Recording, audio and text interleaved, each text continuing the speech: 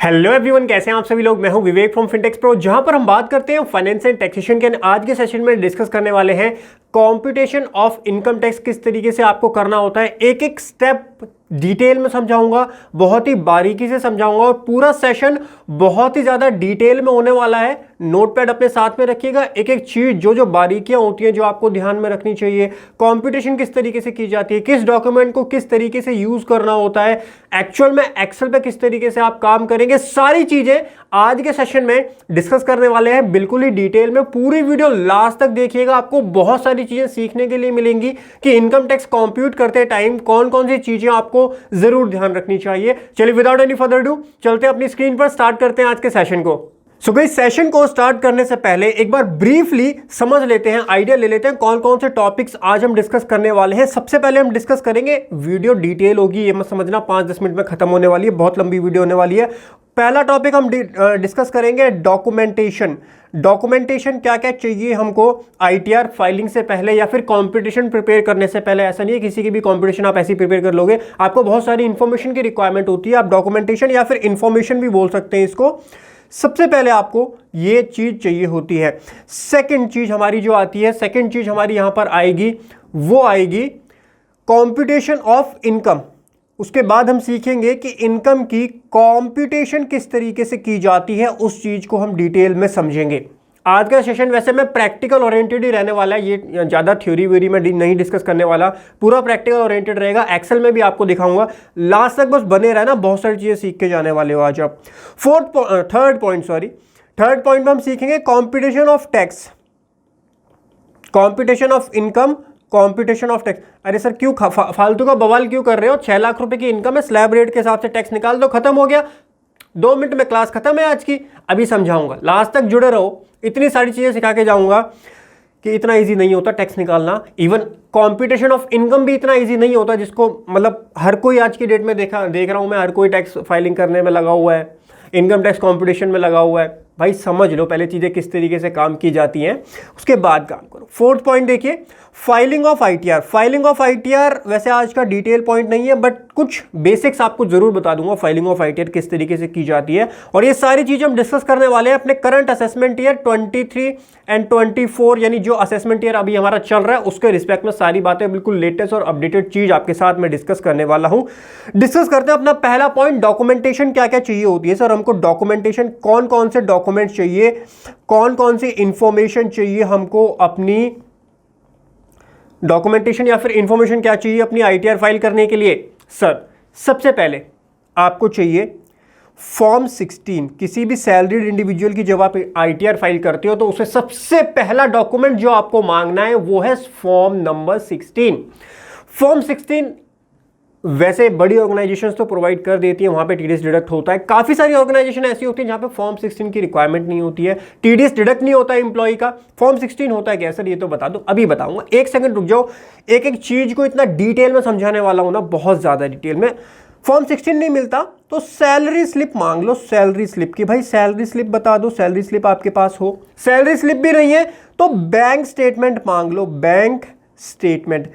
Bank में भी नहीं है सर, दिहाड़ी मजदूरी करता है एक पर्सन और उसको अपनी आईटीआर फाइल करवानी है, क्या वो करवा सकता है? हाँ करवा सकता है। वहां से आपको इंफॉर्मेशन उससे पूछनी पड़ेगी, आस्क करना पड़ेगा कितनी उसकी सैलरी है। देखिए फॉर्म 16 है, सैलरी स्लिप है, बैंक स्टेटमेंट है या फिर आस्क, इन सभी का एक ऑब्जेक्टिव है आपके लिए। एज अ टैक्स प्रोफेशनल आपका ऑब्जेक्टिव है, आपको यहां पर सैलरी पता करनी है। और सैलरी से भी ज्यादा इंपॉर्टेंट बताऊं, आपको पता करना है इसके अंदर, ये चीजें देखो कोई नहीं बताएगा, आपको पता करना है कंपोनेंट ऑफ सैलरी क्या है। कंपोनेंट बोला जाता है इसको, या फिर और प्यार से इसको कभी कभी सैलरी स्ट्रक्चर बोला जाता है। सैलरी स्ट्रक्चर क्या है किसी भी पर्सन का, किसी भी इंप्लॉय का, वो आपको फॉर्म 16 से मिल जाएगा, सैलरी स्लिप से मिल जाएगा। बैंक स्टेटमेंट से आप कंपोनेंट या सैलरी स्ट्रक्चर नहीं निकाल पाएंगे। सर कैसी कैसी बातें पढ़ा रहे हो, सीधा सीधा बता दो ना कैसे कंप्यूटेशन करनी है।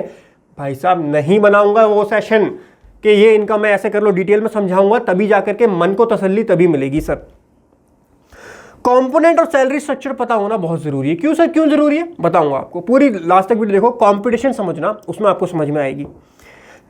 कंपोनेंट आपको पता चल गए, फॉर्म 16 के अंदर आपको डिडक्शंस क्या क्या है ये पता चल जाएंगी फॉर्म 16 से। सैलरी स्ट्रक्चर और डिडक्शंस आपको पता चल जाएंगी फॉर्म 16 से, सैलरी स्लिप से, बैंक स्टेटमेंट, या फिर जब पूछ रहे हो तो आपको ये एम्प्लॉय से ही पूछना पड़ेगा, टैक्स पेयर से पूछना पड़ेगा, या आप खुद फाइल कर रहे हो तो आपको आइडेंटिफाई करना होगा कि कंपोनेंट, अब कंपोनेंट क्या क्या होता है सर, ये भी तो समझाओ। देखो एक सैलरी कंपोनेंट की जब आप बात करते हो तो उसके अंदर आपकी बेसिक सैलरी आती है, उसके अंदर आपका डीए इंक्लूड होता है, उसके अंदर आपका ट्रैवल अलाउंस इंक्लूड होता है, उसके अंदर आपका एचआरए इंक्लूड होता है, उसके अंदर आपका leave travel concession, leave travel allowance include होता है, उसके अंदर आपके परक्विजिट्स इंक्लूड होते हैं, उसके अंदर आपकी और भी काफ़ी तरीके के अलाउंसेस, कोई स्पेशल अलाउंस है, मेडिकल अलाउंस है, ये सारी चीज़ें इंक्लूड होती है। सर इसका करना क्या है, इसका क्या करना है, क्यों इतनी सिरदर्दी, बताऊंगा, सारी चीज़ें बताऊंगा डिटेल में। डिडक्शंस क्या क्या होती है सर, टीडीएस की डिडक्शन होती है, वो हमको पता चलता है यहाँ से, फॉर्म 16 से भी पता चल जाता है। फॉर्म 16 के अंदर लिखा होता है कितना टैक्स जो है वो एम्प्लॉयर ने काटा है एम्प्लॉय का, ये पता चल जाता है। इसके अलावा पीएफ की डिडक्शन, अरे पीएफ का क्या करेंगे सर, अरे पीएफ ही में तो मजा है, बताऊं अभी पीएफ की डिडक्शन मिलती है आपको इनकम टैक्स के अंदर। पीएफ कितना कटा है आपका, ईएसआई जो है वो कितना कटा है, मतलब ईएसआई का वैसे इनकम टैक्स में तो आपको कोई बेनिफिट नहीं मिलता, उसके अलावा कोई और अदर डिडक्शन है उसकी इंफॉर्मेशन आपको यहां पर मिल जाती है। कहां से मिल जाती है, ये सारी इंफॉर्मेशन आपको मिल जाती है फॉर्म 16। देखो अगर आपको मिल गया, अब ये सारी इंफॉर्मेशन की आपको जरूरत कब नहीं पड़ती, मोस्टली क्या होता है, जो बड़ी ऑर्गेनाइजेशन होती है ना, देखो आप चीज़ों को बारीकी से समझा करो। एक बड़ी ऑर्गेनाइजेशन मतलब क्या, कोई एमएनसी है, वो अपने मोस्टली हर एम्प्लॉय को फॉर्म 16 देती है, इशू करती है। फॉर्म 16 के अंदर इन सभी की कैलकुलेशन, इन सभी की सारी डिडक्शंस और इन सभी की जितनी भी इनकम टैक्स में एडजस्टमेंट की जाती है ना, वो ऑलरेडी कंसिडर कर ली जाती है।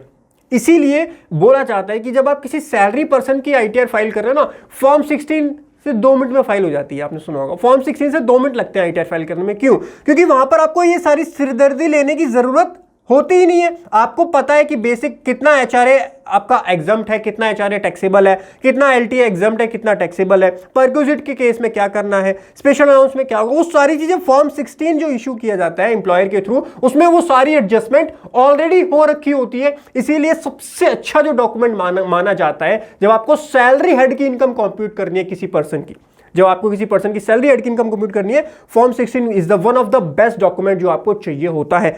लेकिन काफी सिचुएशन में, जैसे मैंने आपको बताया, फॉर्म 16 अवेलेबल नहीं होता, तब आपके पास फिर ये हायरार्की फॉलो करनी है। सैलरी स्लिप मांगो, सैलरी स्लिप भी नहीं है, बैंक स्टेटमेंट मांगो, बैंक स्टेटमेंट भी नहीं है, तो आप ये उससे पूछो कितनी कैश में सैलरी मिलती है आपको, उसके बेसिस पर अपनी आईटीआर फाइल करो। ठीक है, पहला डॉक्यूमेंट आपका क्लियर हो गया। उसके बाद बारी आती है अरियर्स की। अरियर की डिटेल आपको चाहिए होती है। अगर आपको कोई अरियर मिला है ना, इफ अवेलेबल, देखो हर केस में तो अरियर मिलता नहीं है, लेकिन मैंने लास्ट ईयर देखा था बैंकर जो थे लास्ट ईयर, बैंकर्स को ऑलमोस्ट हर दूसरे बैंकर को अरियर मिला था, और काफी पुराना अरियर, 10-10, 15-15 साल पुराना अरियर मिला था। तो अरियर की आपको क्या मिलती है, डिडक्शन मिलती है। यहां पे आपको सेक्शन 89 के अंदर इसका रिलीफ मिलता है, इसका बेनिफिट आपको दिया जाता है। इसके लिए आपको एम्प्लॉयर से मांगना होता है, एम्प्लॉयर वैसे प्रोवाइड कर देता है। अगर नहीं करता, आपको अरियर मिला है तो एक बार जरूर मांग लीजिएगा अपने एम्प्लॉयर से अरियर की डिटेल, क्योंकि इसी की डिटेल के बेसिस पर वैसे मैं अरियर की कैलकुलेशन तो आज के सेशन में नहीं समझाऊंगा, ऑलरेडी मैंने एक वीडियो बनाई हुई है, कोर्स के अंदर भी वो वीडियो अवेलेबल है। यूट्यूब पे मैं कह नहीं सकता यूट्यूब पे है या नहीं है, बट कोर्स में जरूर अवेलेबल है। हमारा जीएसटी आईटीआर टीडीएस का जो कोर्स है, अगर एनरोल किया हुआ है आपने, वहां पर देखिएगा। इसको मैंने बहुत डिटेल में समझाया है, इसका फॉर्म भी समझाया है, फाइलिंग कॉम्पिटिशन भी समझाई है। तो ये दूसरा इंफॉर्मेशन आपको चाहिए एक एम्प्लॉय से, अगर उसको कोई अरियर मिलता है तो। उसके बाद आपको चाहिए होता है लॉग इन क्रेडेंशियल्स। सर ये तो बेसिक सी बात है, अब इसमें मैं क्या समझाऊं। लॉगिन क्रेडेंशियल चाहिए होते हैं। उसके बाद में फॉर्म 26AS। फॉर्म 26AS क्या होता है, ब्रीफली समझा देता हूं। वैसे डिटेल में मैंने इसके अलग अलग सेशन बनाए हुए हैं, फॉर्म 26AS को बहुत डिटेल में समझाया है मैंने। फॉर्म 26AS में जितना भी आपका टीडीएस डिडक्ट हुआ है, उस टीडीएस की इंफॉर्मेशन आपके फॉर्म 26AS के अंदर आती है। ठीक है जी, जितना भी आपका टीडीएस की डिडक्शन है वो आपके फॉर्म 26AS के अंदर अवेलेबल होती है। तो सर इससे क्या बेनिफिट होगा, देखो इससे बेनिफिट ये होगा, जब आप अपनी आईटीआर फाइल करोगे तो आपको ये पता होगा कि कितना टीडीएस आपका डिडक्ट हो रखा है, जिससे आप ये आइडेंटिफाई करोगे कि आपको जो एक्चुअल में कोई टैक्स देना भी है या नहीं देना है। ठीक है, इसी तरीके से फॉर्म 26AS का ना अब एक अपग्रेडेड वर्जन आ गया, जिसको बोला जाता है AIS एनुअल इंफॉर्मेशन स्टेटमेंट। ये भी आपको लॉगिन करने के बाद में इसका एक्सेस मिल जाता है, वहां पोर्टल पे मिलता है इन दोनों चीजों का एक्सेस, फॉर्म 26AS का भी एंड एनुअल इंफॉर्मेशन स्टेटमेंट का भी। इन दोनों चीजों को एक बार देख लीजिएगा। AIS में क्या होता है, एक पर्टिकुलर ईयर के अंदर जितनी भी आपकी सिग्निफिकेंट ट्रांजैक्शंस हैं वो आपकी कवर होती हैं एनुअल इंफॉर्मेशन स्टेटमेंट के अंदर।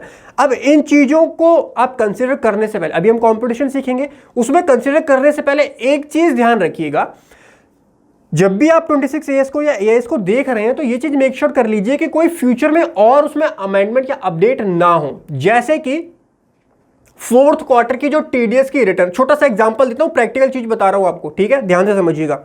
फोर्थ क्वार्टर की जो TDS की रिटर्न होती है उसकी ड्यू डेट आपकी 31 मई तक आपको फाइल करनी होती है, TDS की रिटर्न फोर्थ क्वार्टर की। अभी जब मैं वीडियो बना रहा हूं तो अप्रैल चल रहा है, अप्रैल। इसका मतलब मेरे काफी सारे डिडक्टर ऐसे हो सकते हैं जिन्होंने अपनी TDS की रिटर्न ही ना फाइल। इसमें इंफॉर्मेशन आती कहां से है सर, 26AS में या AIS में?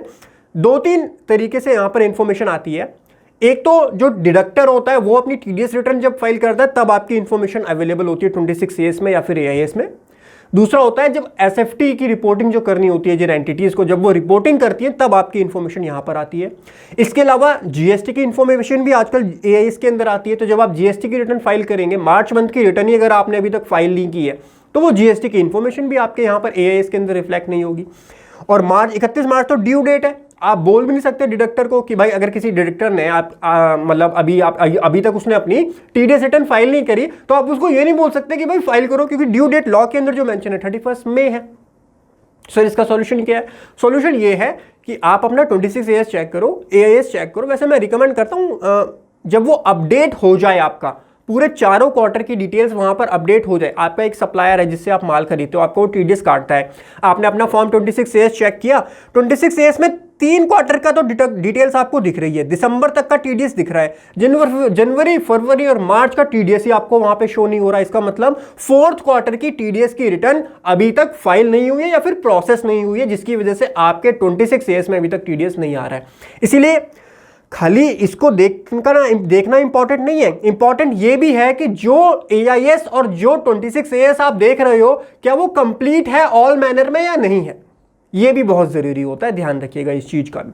ठीक है, परफेक्ट है। 26AS समझ गए, AIS समझ गए हम, इनकम टैक्स के लॉगिन क्रेडेंशियल जिससे आप लॉगिन कर पाओगे इनकम टैक्स के अंदर। उसके बाद बारी आती है सैलरीड इंडिविजुअल की, तो चलो बात हो गई। अगर कोई बिजनेस इंडिविजुअल है जिसकी आप जो है ITR फाइल करेंगे, आज मैं इंडिविजुअल्स की बात कर रहा हूं, आज मैं कॉर्पोरेट टैक्स पे फोकस नहीं करूंगा, ट्रस्ट, रिलीजियस ट्रस्ट वगैरह पे फोकस नहीं करूंगा, और जो स्पेसिफिक एंटिटीज होती हैं उन पे आज हम फोकस नहीं करेंगे। मेन फोकस आज जो हम कंपटीशन पूरी सीखेंगे, जो चर्चा करेंगे, वो इंडिविजुअल से रिलेटेड रहेगी। तो इंडिविजुअल को ब्रॉडली इनकम टैक्स के अंदर ना 2 पार्ट में क्लासिफाई किया जाता है। एक होता है salaried class individual, other one is business class individual. Salaried class individual के लिए इतनी इंफॉर्मेशन जो है वो सफिशिएंट होती है। अच्छा, और भी चाहिए होती है, बताऊंगा कौन सी चाहिए होती है, बट एक चीज है जो बिजनेस क्लास में ही आपको मिलेगी खाली, वो है बैलेंस शीट और P&L। इंडिविजुअल के लिए आप बैलेंस शीट और P&L नहीं बनाते हो कभी भी, लेकिन जो एक फर्म होती है, एक प्रोप्राइटरशिप कंसर्न होता है, उसके लिए आपको बैलेंस शीट और P&L की इंफॉर्मेशन भी चाहिए होती है। जी सर, तो हमको चाहिए बैलेंस शीट, हमको बैलेंस शीट चाहिए एंड P&L चाहिए, लेकिन ये किस केस में? अगर वो बिजनेस क्लास इंडिविजुअल है तो, बिजनेस क्लास इंडिविजुअल अगर है वो है तो हमको अब यहां पर क्या होता है ना, देखो मैं बताता हूं आपको, प्रैक्टिकल चीज बताता हूं। ये तो थ्योरी वाली बात होगी, चाहिए कि सर आपने फोन किया क्लाइंट को, क्लाइंट बैलेंस शीट P&L भिजवा दो। अब जो नॉर्मल छोटे मोटे क्लाइंट्स होते हैं ना, वो बैलेंस शीट P&L मेंटेन ही नहीं करते, तो आप बैलेंस शीट P&L भी खुद बनाने बैठ जाते हो सब कुछ। तो यहां पे भी 2 तरीके से कैटेगराइज किया जाता है बिजनेसेस को, income tax point of view से आज मैं बात कर रहा हूं। ठीक है, 2 टाइप से कैटेगराइज किया जाता है बिजनेस को। एक होते हैं स्मॉल बिजनेस, जिनको बोला जाता है वो बिजनेस जो प्रिजम्पटिव टैक्सेशन को ऑप्ट करते हैं या उसको ऑप्ट करना चाहते हैं। जो स्मॉल बिजनेस होते हैं वो जनरली प्रिजम्पटिव टैक्सेशन को ऑप्ट करते हैं। अब ध्यान से सुनिएगा बात को, यहां पर वो बिजनेस जो उसका सेक्शन होता है सेक्शन 44AD, और प्रोफेशन के लिए भी वैसे आप लगा सकते हो 44AD प्रोफेशन के लिए होता है, सेक्शन 44ADA।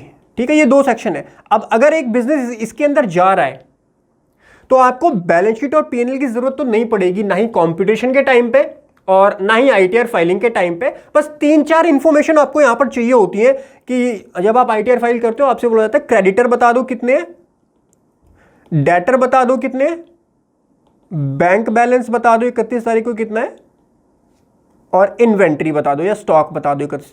4 इंफॉर्मेशन चाहिए होती है बस। ये बता दो 31 मार्च को कितना है, और यहां पे आपको कंप्लीट बैलेंस शीट और पीएनएल की रिक्वायरमेंट नहीं होती है जब आप आईटीआर 4 फाइल करते हो। दूसरा होता है जो नॉर्मल बिजनेस होते हैं, नॉर्मल बिजनेस में आपको, और यहां पर आईटीआर 4 जाती है, यहां पर आईटीआर 4 जाती है। नॉर्मल बिजनेस की अगर मैं बात करूं तो यहां पर आईटीआर जो जाती है आपकी वो आईटीआर 3 फाइल की जाती है आपकी, ठीक है। और ऑडिट वाला सिनेरियो भी, नॉर्मल बिजनेस को भी 2 टाइप में बांटा जाता है, एक होता है ऑडिट केस, एक होता है नॉन ऑडिट केस, लेकिन दोनों के सिचुएशन में आईटीआर 3 ही फाइल करनी होती है आपको, ठीक है। ये सिनेरियो बनता है जब बिजनेस क्लास इंडिविजुअल की बात होती है तो। लेकिन यहाँ पे एक छोटी चीज और समझ लो, प्रैक्टिकल सिनेरियो बता रहा हूँ। देखिए होता क्या है, एक पर्सन है, एक बिजनेस है, 1 करोड़ 1.5 करोड़ की टर्नओवर है, तो वो 44AD को ऑप्ट कर सकता है ना। यहाँ पर दिक्कत क्या आती है, बैंक में जब वो लोन लेने के लिए जाता है कि सर मेरे को लोन दे दो, मेरा बिजनेस है, तो लोन लेते टाइम जो बैंकर होता है वो कॉम्पिटिशन ऑफ इनकम तो मांगता ही है, जो आज हम सीखेंगे पूरी डिटेल में, वो तो मैं सिखा दूंगा आज। लेकिन उसके साथ में बैलेंस शीट और पीएनएल भी मांग लेता है कि भाई बिजनेस है आपका तो बैलेंस शीट पीएनएल दे दो। वैसे तो आईटीआर के लिए जरूरत नहीं होती, लेकिन मैं रिकमेंड करता हूं कि एक छोटी सी बैलेंस शीट पीएनएल बना लो आप।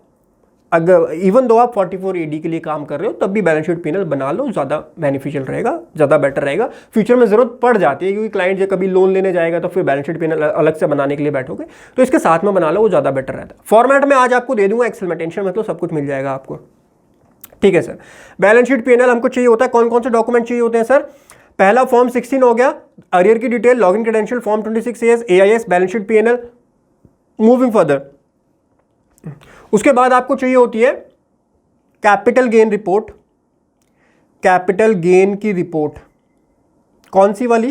कैपिटल गेन रिपोर्ट या फिर इसको पीएनएल रिपोर्ट। ये वो वाला पीएनएल नहीं है, ये पीएनएल सभी के लिए बता रहा हूं। ये पीएनएल जो है शेयर मार्केट से अगर आप कोई भी इनकम अर्न करते हैं, शेयर मार्केट में कोई भी ट्रांजैक्शन करते हैं, शेयर मार्केट में शेयर्स की ट्रेडिंग करते हैं, सेल परचेज करते हैं, तो उस सिनेरियो में बहुत कॉम्प्लिकेटेड ट्रांजैक्शंस हो जाती हैं। वैसे आज मैं इस पे ज़्यादा फोकस नहीं करूंगा, बट बहुत डिटेल वीडियो आपको कोर्स के अंदर मैंने दी हुई है ऑलरेडी।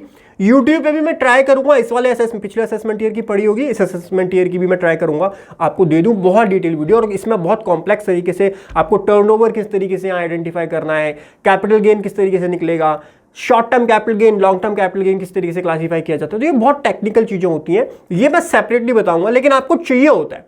और आजकल दिक्कत ये हो गई है, हर दूसरे क्लाइंट के केस में हर किसी को बच्चा इवन आज तक फाइनेंशियल लिटरेसी के नाम पे, मतलब उसने 10 रुपए के शेयर खरीदे होंगे, किसी ने 2000 के शेयर खरीदे खाली, किसी ने 5000 के शेयर बस डाले हुए हैं, कोई सेल परचेज कर रहा है 5-5, 10-10, 20-20 रुपए की।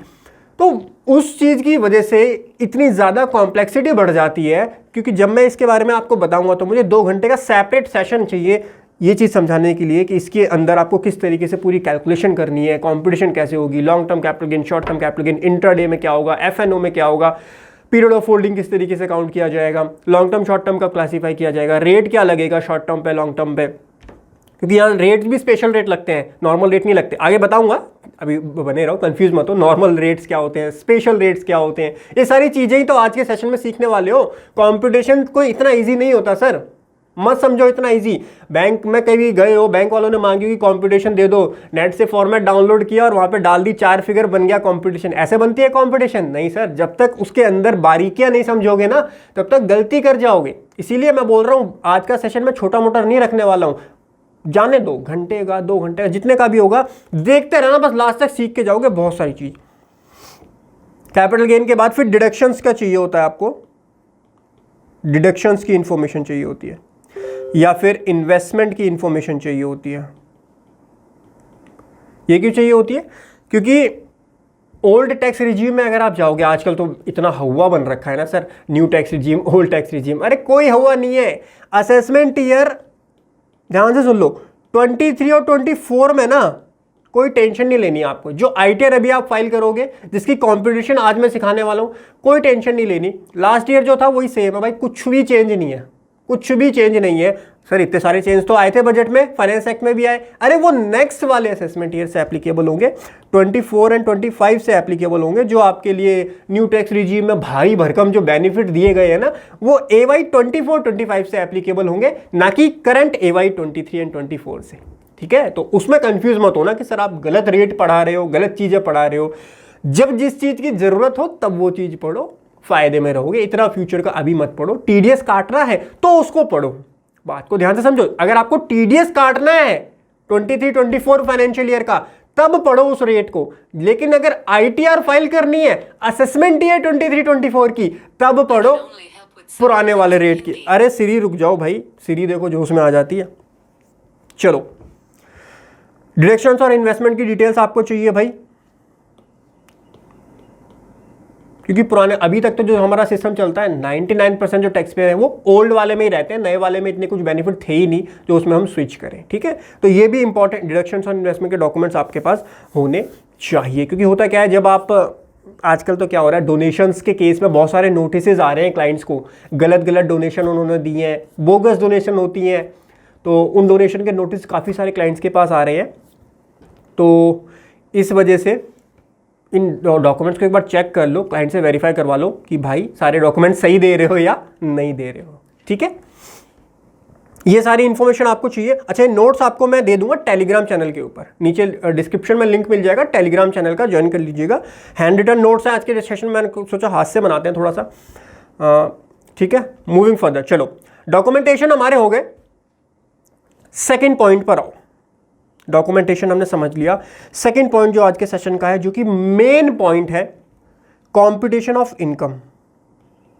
Computation of income. अच्छा, दो चीजें होती है, कंफ्यूज मत करना। पहली चीज तो अभी हम पढ़ रहे हैं कंप्यूटेशन ऑफ इनकम, ना कि कंप्यूटेशन ऑफ टैक्स। ठीक है, जो मैं आपको शीट दिखाऊंगा ना, जो एक्सेल शीट पे हम काम करेंगे, वहां पे एक ही शीट में दोनों काम किए हुए हैं, बट हम स्टेप वाइज चलेंगे। पहले कंप्यूटेशन ऑफ इनकम समझेंगे। कंप्यूटेशन ऑफ इनकम किस तरीके से की जाती है, अगर आप इनकम टैक्स को समझेंगे तो दो टाइप में इनकम को क्लासिफाई किया जाता है। एक होती है आपकी एग्जम्प्ट इनकम। इनकम को दो टाइप में क्लासिफाई किया जाता है, एक होती है एग्जम्प्ट इनकम, एक होती है other than exempt. Other than exempt, यहां पे भाई टैक्सेबल इनकम का कंसेप्ट नहीं चलता। मतलब बोल सकते हो टैक्सेबल इनकम, बट टेक्निकली वो सही नहीं होगा। एग्जम्प्ट इनकम कौन सी होती है भाई? अब एग्जम्प्ट इनकम की अगर आप बात करोगे, सेक्शन 10 इनकम टैक्स का एग्जम्प्ट इनकम के बारे में बताता है कौन कौन सी इनकम आपकी एग्जम्प्ट इनकम कहलाई जाएगी और उन पे हम जो है टैक्स नहीं लगाएंगे, गवर्नमेंट बोलती है। इसके कुछ एग्जांपल्स अगर मैं आपको देना चाहूँ तो आपकी एग्रीकल्चर की जो इन्वेस्टमेंट इनकम होती है, जो एग्रीकल्चर से आपको इनकम आती है, वो भी सेक्शन 10 के अंदर कवर होती है। इसी तरीके से कोई इन्वेस्टमेंट किसी स्पेसिफिक जगह पर आप करते हो तो वो भी आपकी इनकम, वहाँ से कोई इनकम अर्न होती है तो वो भी इनकम आपकी एग्जम्प्ट हो जाती है। HRA जो आपने सुना होगा, बहुत कॉमन है, हर किसी को पता है HRA के बारे में। अच्छा, HRA लोग कंफ्यूज होते हैं, मैं थोड़ा सा क्लैरिफाई कर देता हूँ। लोग सोचते हैं HRA की उनको डिडक्शन मिल रही है। HRA की डिडक्शन नहीं मिलती आपको। अगर आपको अपनी फर्म से या अपनी कंपनी से मान लीजिए पूरे साल में 5 लाख रुपए का HRA मिला, 5 लाख में से जो टैक्सेबल निकल के आया वो आया 2 लाख का टैक्सेबल है, 3 लाख का एग्जम्प्ट है। तो ये 3 लाख जो एग्जम्प्ट लिखा हुआ है, ये कहाँ लिखा हुआ है? ये सेक्शन 10(13)A होता है। वैसे टू द पॉइंट अगर मैं बताऊं तो सेक्शन 10 के अंदर ही ये 3 लाख की एग्जम्पशन दी जाती है। इसीलिए जब भी आप देखेंगे income chargeable under the head salary जब आप निकालेंगे, वैसे तो फर्म से आपको 5 लाख रुपए मिले हैं HRA के, लेकिन आप खाली 2 लाख रुपए वहां पे इंक्लूड करते हैं, 3 लाख इंक्लूड करते नहीं है वहां पे। क्यों सर? क्योंकि 3 लाख रुपए एग्जम्प्ट इनकम के अंदर क्लासिफाई किया जाता है। पूरी की पूरी इनकम एग्जम्प्ट नहीं होती है। मतलब HRA ऐसा नहीं है कि HRA आपको जितना मिल रहा है पूरा एग्जम्प्ट हो जाएगा। कुछ लिमिट्स होती हैं, कुछ कंडीशंस होती हैं, तो उसके हिसाब से अगर आप निकालेंगे तो जितना टैक्सेबल है वो खाली आपकी इनकम में ऐड किया जाएगा और एग्जम्प्ट वाले को आपकी इनकम में ऐड ही नहीं किया जाता। ठीक है, इसीलिए सर फॉर्म 16 देखोगे आप, थोड़ा सा फॉर्म 16 देख करके कंफ्यूजन आती है, क्योंकि फॉर्म 16 में क्या होता है ना, ग्रॉस सैलरी दी होती है 10 लाख रुपए और उसमें से लेस क्या लेस किया जाता है? एग्जम्प्ट इनकम लेस की जाती है वहां पर। फॉर्म 16 देखना अपना, या किसी आपका कोई क्लाइंट हो उसका देखना, यहां से लेस किया जाता है HRA और भी काफ़ी सारे अलाउंसेज होते हैं जो कि आपके एग्जम्प्ट होते हैं सेक्शन 10 के अंदर। HRA कॉमन होता है इसलिए उसका एग्जांपल ले रहा हूं। तो 10 लाख की अगर सैलरी है तो 10 लाख में से अगर 2 लाख है तो 2 लाख को इस तरीके से माइनस करके दिखाया जाता है और बैलेंस आपका 8 लाख फिर जाकर के सैलरी के अंदर ऐड किया जाता है। ठीक है, क्योंकि सैलरी हेड की इनकम जो होती है वो ये फाइनल इस इनकम को बोला जाता है। आपकी जो सैलरी हेड की इनकम है वो ये 8 लाख रुपीज है। 2 लाख को आपकी इनकम के अंदर इंक्लूड ही नहीं किया जाता है। एग्जम्प्ट इनकम, देखो एग्जम्प्ट इनकम में इनकम टैक्स में फर्क क्या होता है? एग्जम्प्ट इनकम वो इनकम होती है जिसके ऊपर टैक्स ही नहीं लगाया जाता। अब इसको काफी बार लोग कंफ्यूज कर जाते हैं डिडक्शन से। एक डिडक्शन आती है जो कि चैप्टर 6A के अंदर दी, ये छोटी छोटी चीजें समझ लो, हो सकता है आपको पता हो। चैप्टर 6 से जब आप पढ़ते हो वहां पे आपको डिडक्शन दी जाती है, जैसे कि LIC हो गई, बहुत कॉमन डिडक्शन है, PF की डिडक्शन हो गई, आपको हाउसिंग लोन का वहां पे दिया जाता है जब आप उसका प्रिंसिपल पेमेंट की रीपेमेंट करते हैं। ये सारी डिडक्शंस 80C के अंदर आपको मिलती हैं, वो आपकी इनकम को रिड्यूस करती हैं।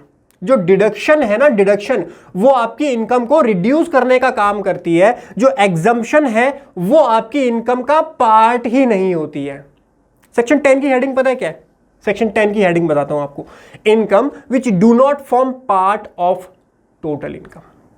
यानी वो इनकम है तो वो भी इनकम, एग्जम्प्ट इनकम भी आपकी इनकम ही कहलाई जाएगी। HRA आपको 5 लाख का मिला तो HRA 5 लाख की आपकी इनकम है ना, बट उसमें से 3 लाख रुपए जो भी कितना एग्जम्प्ट है, जितना भी एग्जम्प्ट वाला पोर्शन है, एग्जम्प्ट वाला पोर्शन 2 लाख रुपीज का मान लो तो 2 लाख रुपये आपकी इनकम का पार्ट ही नहीं बनेगा। ठीक है, और जो 3 लाख है वो आपकी इनकम का पार्ट बन जाएगा। तो वो डिडक्शन नहीं है, वो एग्जम्पशन है। एग्जम्पशन आपकी इनकम को रिड्यूस नहीं करती है, एग्जम्पशन आपकी इनकम का पार्ट ही नहीं बनती है। सर क्यों इतना कंफ्यूज कर रहे हो, फालतू में कंफ्यूजन पैदा कर दिया आपने। समझो, थोड़ा सा डिटेल में समझाता हूं और अंदर घुसने की कोशिश करता हूं। वैसे समझ गए होगे पॉइंट, बट फिर भी समझो। जो एग्जम्प्ट इनकम होती है वो क्या होता है, वो सोर्स से ही आपका डिवाइड हो जाती है, सोर्स से ही आप उसको डिवाइड कर देते हो। जैसे कि आप खेती करते हो, सैलरी से भी इनकम अर्न करते हो, आपकी खेती भी, वैसे ये तो कॉमन सा नहीं हुआ, HRA वाला ज़्यादा अच्छा लगता है एग्जाम्पल, कोई बात नहीं। एग्रीकल्चर से आपकी जो इनकम आई ना, वो इनकम आपके इनकम का पार्ट ही नहीं बनेगी इनकम टैक्स के अकॉर्डिंग। लेकिन जो डिडक्शंस होती हैं, डिडक्शन किसी स्पेसिफिक इन्वेस्टमेंट के बदले में आपको दी जाती हैं। ठीक है, किसी स्पेसिफिक इन्वेस्टमेंट के बदले में आपको दी जाती है। जैसे कि गवर्नमेंट चाहती है कि आप LIC में मतलब LIC में अपनी लाइफ को सिक्योर करने के लिए LIC करवाओ अपनी, तो गवर्नमेंट ने बोला अगर आप LIC में अपना पैसा इन्वेस्ट करोगे, वो पैसा आपके पास जो आया उसको जब आप इन्वेस्ट कर रहे हो तो उस इन्वेस्टमेंट को हम आपकी इनकम में से माइनस कर देंगे। यानी वो देखो LIC में जो इन्वेस्ट करोगे वो भी तो इनकम में से ही करोगे ना, लेकिन LIC का जो पैसा है वो इनकम को रिड्यूस कर देता है। Income tax point of view से देखोगे, LIC में जो आप इन्वेस्टमेंट कर रहे हो वो आपके इनकम को रिड्यूस कर रहा है, लेकिन एग्जम्प्ट इनकम आपकी इनकम का पार्ट ही नहीं बनती है। इसीलिए अब ये आपको बहुत छोटी चीज लग रही होगी, इन चीजों में मैंने फंसते हुए देखा बहुत बड़े बड़े लोगों को। ठीक है, ध्यान रखना, एग्जम्प्ट इनकम आपको अलग से दिखानी होती है, जो मैंने एग्रीकल्चर वाला आपको एग्जांपल दिया। अच्छा, यहां पे एक चीज और आती है, लोग काफी बार क्या करते हैं, अपनी एग्जम्प्ट इनकम, मेरी 10 करोड़ की मान लो एग्रीकल्चर की इनकम है, मैं शो ही नहीं करता उसको अपनी ITR में। ऐसा कभी नहीं करना। ITR के अंदर एग्जम्प्ट इनकम जरूर शो करनी है, चाहे 1 रुपए की है चाहे 10 करोड़ रुपए की है। वाई? बिकॉज देखिए वो ब्लैक मनी तो नहीं होगा क्योंकि इनकम टैक्स तो उस पर लगेगा ही नहीं, लेकिन इनकम को रिपोर्ट आपको करना बहुत जरूरी है। तो भले ही 10 करोड़ की आपको इनकम हो, एग्जम्प्ट इनकम हो, लेकिन उसको रिपोर्ट जरूर कीजिए। ये इंपॉर्टेंट पॉइंट है, एग्जम्प्ट इनकम को भी रिपोर्ट जरूर कीजिए। जैसे एग्रीकल्चर की इनकम है या और भी कोई इनकम आपको होती है जो कि एग्जम्प्ट है सेक्शन 10 के अंदर, लेकिन उसको रिपोर्ट जरूर कीजिए। अच्छा चलिए, ये छोटे छोटे पॉइंट थे, अभी और क्लैरिटी लेंगे जब प्रैक्टिकल आपको एक्सेल के ऊपर लेके जाऊंगा। अब समझते हैं अदर देन एग्जम्प्ट वाला पॉइंट। अदर देन एग्जम्प्ट में हमारी जो इनकम है, इनकम टैक्स भाई बहुत सिंपल है, बहुत सिंपल। इनकम टैक्स की लैंग्वेज बहुत डिफिकल्ट है, लेकिन इनकम टैक्स बहुत सिंपल है। कभी भी बेयर एक्ट पढ़ोगे ना तो होता है ना उड़ जाए तो मेरा नाम बदल देना, पढ़ के देख लेना। 5 हेड्स के अंदर गवर्नमेंट ने बोला कि जो अदर इनकम आपकी बची, अदर देन एग्जम्प्ट इनकम बची, इसको 5 हेड के अंदर कहीं ना कहीं घुसा दो जी। या तो सैलरी के अंदर आएगी, इंप्लॉयर इंप्लॉय का रिलेशन आपका एस्टैब्लिश हो जाता है, तो वहां पर सैलरी के रूप में आप इसको दिखा देना, या फिर हाउस प्रॉपर्टी के रूप में आप इसको दिखा देना। हाउस प्रॉपर्टी के रूप में आपने कोई इन्वेस्टमेंट की, आपने कोई घर खरीदा, उसको किराए पे चढ़ा दिया, वहां से आपको रेंट आ रहा है, तो हाउस प्रॉपर्टी के अंदर उसको ले जाना। कोई कैपिटल गेन आपको हो रहा है, कोई कैपिटल गेन आपको हो रहा है, आपने शेयर मार्केट में इन्वेस्टमेंट किया, शेयर मार्केट से आपको क्या long term capital gain, short term capital gain आपके वहां से रेज हो जाते हैं, तो कैपिटल उस इनकम को आप कैपिटल गेन में डाल देना।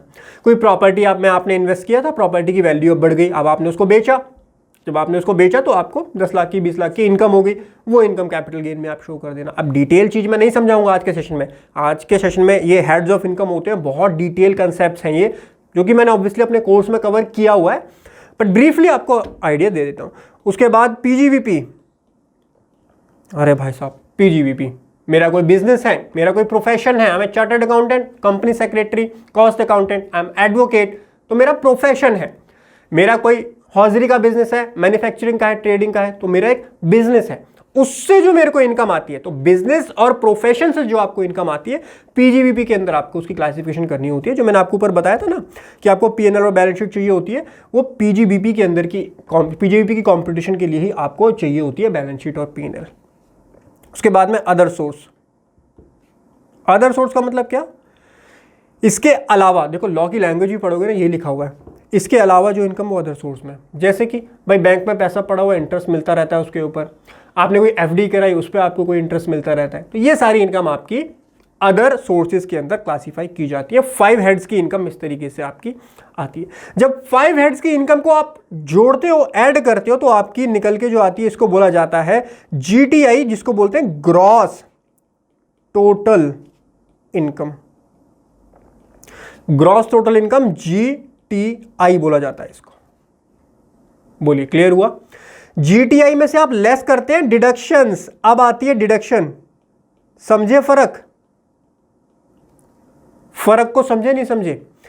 भाई मेरी एग्रीकल्चर की जो इनकम थी, वो इनकम का पार्ट ही नहीं बनी, वो इनकम का पार्ट ही, उसको हमने पहले ही अलग करके रख लिया, उस पर कोई टैक्सेबिलिटी का पॉइंट ही अराइज नहीं हुआ। लेकिन जो इन्वेस्टमेंट मैंने की, जैसे कि एलआईसी में मैंने एक इन्वेस्टमेंट की, या कोई मेडिकल इंश्योरेंस मैंने करवाया, या कोई और डिडक्शन मैंने क्लेम की, वो मेरी इनकम में से रिड्यूस की जाती है। डिडक्शन जो कि चैप्टर 6A के अंदर आप क्लेम करेंगे। अच्छा, ये एक्सेल में पूरा तरीके से भी दूंगा, अभी टेंशन मत लेना, ये थोड़ा सा राइटिंग मेरी सी ऐसी है, कंसेप्ट पे ध्यान दो, ठीक है? ये माइनस करके हमारी आ जाती है, इसको बोला जाता है टोटल इनकम। ये आ जाती है टोटल इनकम, टीआई बोलते हैं इसको प्यार से। This is our total income. ठीक, ये हमारा पहला पॉइंट कंप्लीट हो गया जी। दूसरा point, sorry, competition of income हमारी हो गई। आपने इनकम कंप्यूट कर ली कि आपकी टोटल इनकम कितनी आई, जिसके ऊपर टैक्स लगाया जाएगा। अब सीखने वाले हैं one of the important topic आज की क्लास का, जो कि है टैक्स कैसे लगाओगे उसके ऊपर। आओ, पॉइंट नंबर 3,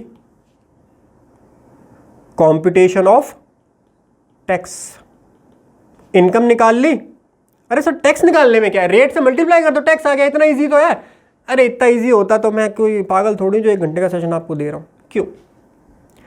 टोटल इनकम को 2 पार्ट में डिवाइड किया जाता है। किया नहीं हो कभी वैसे आपने? आपको क्या 5 मिनट में आईटीआर फाइल हो जाती है, क्यों 1 घंटे की वीडियो हम देखें?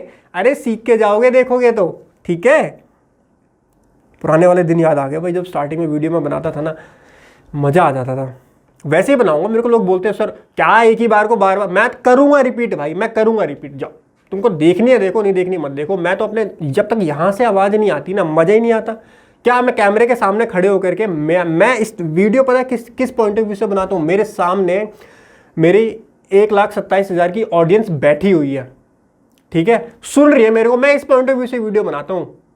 और मैं ये समझता हूं कि जीरो से सारी चीज समझाऊं, ठीक है? इसीलिए थोड़ा डिटेल में जाने की कोशिश करता हूं। अब काफ़ी को लगता है कि मैं भाई थोड़ा रिपीटेटिव कर रहा हूं चीज़ें, या रिपीट कर देता हूं एक ही चीज़ को। भाई टोटल इनकम को 2 पार्ट में डिवाइड करो। पहला आप इनकम को डिवाइड करो जो कि चार्जेबल एट स्पेशल रेट। अरे स्पेशल रेट क्या होता है सर? ये क्या बवाल आ गया? या फिर इनकम जो कि चार्जेबल होगी एट द नॉर्मल रेट। ये क्या बवाल हुआ भाई? ऐसा तो हमने कभी किया ही नहीं। इसका मतलब बताओ सर। मैंने आपको बताया था कैपिटल गेन के बारे में, बताया था शेयर मार्केट के अंदर जो इन्वेस्टमेंट करते हो, long term capital gain, short term capital gain. Long term capital gain, short term capital gain special rate से चार्ज किए जाते हैं। लॉन्ग टर्म कैपिटल गेन 20% के रेट से किए जाते हैं, 10% के रेट से भी किए जाते हैं। शॉर्ट टर्म कैपिटल गेन 15% के रेट से किए जाते हैं, और नॉर्मल रेट से भी किए जाते हैं। शॉर्ट टर्म कैपिटल गेन काफ़ी सारे नॉर्मल रेट से भी किए जाते हैं। गैम्बलिंग है, 30% का रेट लगता है। लॉटरी विनिंग है, 30% का टैक्स रेट लगता है, और सो ऑन, बहुत लंबी लिस्ट है। ITR फाइल करोगे ना, उसके अंदर एक शेड्यूल आता है स्पेशल रेट का। लास्ट ईयर जहां तक मुझको ध्यान है, टोटल 64 आइटम उसके अंदर लिस्टेड थी। यानी वो 64 इनकम, अगर आपकी टोटल इनकम में उन 64 में से कोई भी एक इनकम इंक्लूड हो रखी है, तो आपको स्पेशल रेट लगेगा वहां पर, उस स्पेसिफिक इनकम पर। मान लो मेरी 10 लाख की टोटल इनकम आई, 10 लाख में से 2 लाख मेरी लॉटरी की इनकम थी जो अदर सोर्स में इंक्लूड है, तो 2 लाख के ऊपर मेरा जो रेट लगेगा, 2 लाख के ऊपर स्पेशल रेट लगेगा, और बाकी जो 8 लाख है इसके ऊपर नॉर्मल स्लैब रेट के अकॉर्डिंग कॉम्पिटिशन की जाती है। ठीक है, डिटेल कॉम्पिटिशन में आपको एक्सेल में सिखाऊंगा किस तरीके से करनी होती है आपको, लेकिन कंसेप्ट समझे क्या बोलना चाह रहा हूं मैं। तो स्पेशल रेट के हिसाब से आपको अलग तरीके से यहाँ पर टैक्स निकालना होता है, और नॉर्मल स्लैब रेट के यहाँ से आपको अलग। नॉर्मल स्लैब रेट क्या होता है सर? स्लैब रेट मैंने आपको यहाँ पर समझाए हैं। This is the slab rate. यहाँ पर मैंने 23, 24 और आपका जो एडवांस में रहने का कीड़ा होता है 24, 25 के रेट भी यहाँ पर दिए हुए हैं। तो बेसिकली हमारा फोकस 23, 24 के रेट रहेंगे। ओल्ड टैक्स रिजीम से काम कर रहे हो तो ये इनको बोला जाता है slab rate. These are normal slab rates. ठीक है, तो जो बैलेंस इनकम होती है वो इन स्लैब रेट के अकॉर्डिंग कैलकुलेट की जाती है। चलिए मूविंग फर्दर, आपने रेट से मल्टीप्लाई किया, रेट से मल्टीप्लाई करके आपका क्या आ जाएगा? Total income tax. Total income tax. अरे सर बहुत सिंपल था, इसमें क्या है? बहुत सिंपल हो गया। रुक जाओ, इसमें से लेस करेंगे रिबेट 87A की। 87A की रिबेट गवर्नमेंट ने बोला ओल्ड टैक्स रिजीम में जो अभी तक मिलती है, 5 लाख तक अगर आपकी टोटल इनकम होती है। अरे लॉ को पढ़ोगे ना कभी बारीकी से घुस के तो मजा आ जाएगा। लॉ में 87A में लिखा हुआ है 5 लाख तक की टोटल इनकम होती है अगर आपकी, तो उस सिचुएशन में आपको अप टू 12,500 तक की डिडक्शन मिल जाएगी, या फिर आपका tax which ever is lower, जो भी दोनों में से कम है उस मतलब लोअर होगा हायर होगा। मतलब मैक्सिमम कैप 12,500 की है, और अगर टैक्स आपका कम बनता है तो वो टैक्स आपका एग्जम्प्ट हो जाएगा। ठीक, गॉट इट। इसी वजह से आप बोलते हो कि 5 लाख तक की इनकम पर कोई टैक्स नहीं बनता। 87A हमको वो पावर देता है जो ये कहलवाता है कि 5 लाख तक कोई टैक्स आपके ऊपर नहीं लगेगा, क्योंकि स्लैब रेट तो अभी भी भाई, अरे ये मैंने आपको क्या दिखाया, सरचार्ज के रेट दिखाई दे क्या? अरे सॉरी, ये होता है आपके इनकम टैक्स के रेट। ठीक है, बिलो 60 ईयर ये, 60 से 79 ये, अबव 80 ईयर तो थोड़ा सा रिलीफ। तो बेसिकली जो आप 5 लाख बोलते हो ना, अगर स्लैब रेट में देखने जाओ तो वो अबव 80 वालों के लिए होता है। नॉर्मल के लिए जो स्लैब रेट होते हैं वो 2.5 लाख से स्टार्ट हो जाता है। 2.5 लाख होती है बेसिक एग्जम्पशन लिमिट, उसके बाद आपके ऊपर 5% का टैक्स लगता है। फिर भी आप बोलते हो 5 लाख तक कोई टैक्स नहीं है, तो वो बोलने की ताकत हमको देता है 87A। ठीक है, 87A हमको वो पावर देता है जो बोलता है कि आपके ऊपर कोई टैक्स नहीं लगेगा 5 लाख तक की अगर आपकी टोटल इनकम हो जाती है। अच्छा, लॉ को समझो थोड़ा सा, टोटल इनकम में फोकस करते हैं। टोटल इनकम का मतलब क्या है मैंने आपको यहाँ बताया, ये हमारी टोटल इनकम निकल के आई, तो टोटल इनकम का मतलब होगा ये, या ग्रॉस टोटल इनकम, ये डिडक्शन से पहले वाली या डिडक्शन के बाद वाली। अच्छा, इसका आंसर आप मुझे देंगे कमेंट में, सो दैट मुझको ये पता चले कितने बच्चे अटेंटिवली देख रहे हैं, मतलब बच्चे नहीं, कितने लर्नर्स देख रहे हैं। मुझे बताना। 87A पढ़ लेना चलो एक बार जा करके। 87A की जो आपको रिबेट दी जाती है वहां पे लिखा हुआ है 5 लाख रुपए तक की टोटल इनकम या ग्रॉस टोटल इनकम, इन दोनों में से। मैंने बता दिया यार आपको आंसर, फिर भी आप मुझे बताना ये देखी जाएगी या ये देखी जाएगी। ठीक है, बता देना मेरे को। चलो मूविंग फर्दर, 87A की रिबेट आपने यहाँ पर माइनस की। 87A की रिबेट माइनस करने के बाद में आपको यहाँ पे ऐड करना होता है सरचार्ज, ऐड करना होता है सरचार्ज। सरचार्ज के रेट थे जो मैंने आपको यहाँ पर दिखाए थे, ये वाले, ये सरचार्ज के रेट होते हैं। सरचार्ज के रेट 50 लाख से जब इनकम क्रॉस होती है टोटल इनकम, तब आपके ऊपर सरचार्ज एप्लीकेबल हो जाता है। तो 10% है, 15, 25, 37। और इसमें एक मार्जिनल रिलीफ का कंसेप्ट भी आता है जो कि मैं आज के सेशन में नहीं समझाऊंगा, कोर्स में मैंने उसको डिटेल में कवर ऑलरेडी किया हुआ है। सरचार्ज जो आपका निकाला जाता है वो किसके ऊपर निकाला जाता है? जो आपका इनकम टैक्स होता है उसके ऊपर सरचार्ज के रेट लगाए जाते हैं एंड उसके बेसिस पर आपका सरचार्ज यहाँ पे निकाला जाता है। और प्रोवाइडेड दैट आपको मार्जिनल रिलीफ का कंसेप्ट भी यहाँ पर ध्यान रखना होता है।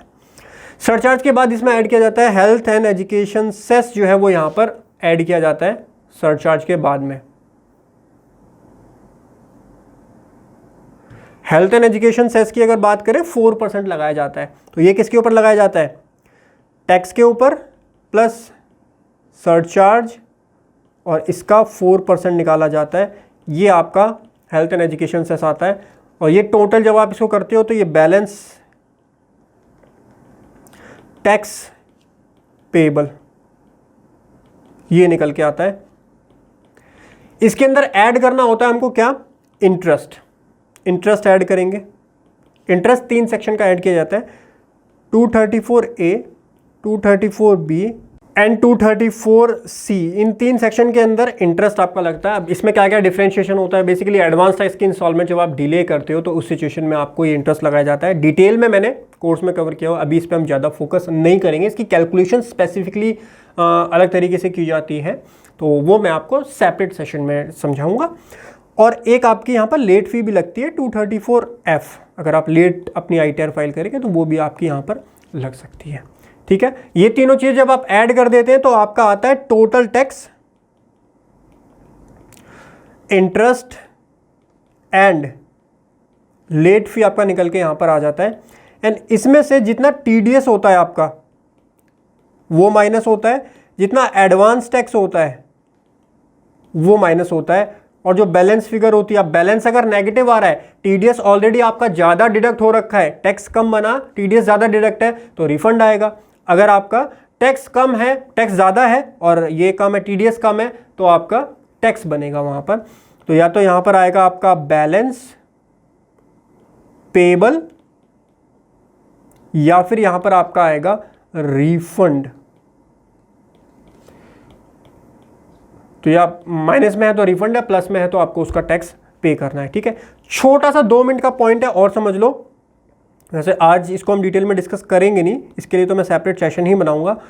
Filing of ITR, filing of ITR, तो ITR इंडिविजुअल के लिए और नॉन इंडिविजुअल के लिए, इंडिविजुअल के लिए एंड नॉन इंडिविजुअल के लिए।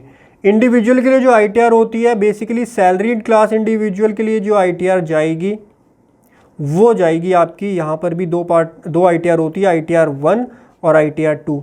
बिजनेस क्लास के लिए जो जाएगी वो जाएगी ITR 3 एंड ITR 4। ये मैंने आपको समझा दी। बिजनेस के लिए ITR 3 और 4 जो है वो कब जाती है? ITR 4 अगर business class presumptive taxation section 44AD, 44AE और 44ADA, 2-3 सेक्शन होते हैं। इसमें अगर ऑप्ट करता है वो तो ITR 4 जाती है, और ITR 3 जब इसको मैं ऑप्ट नहीं करते, नॉर्मल तरीके से आप अपनी ITR फाइल करना चाहते हैं या फिर आपका ऑडिट होता है तब भी आपको ITR 3 के अंदर जाना होता है।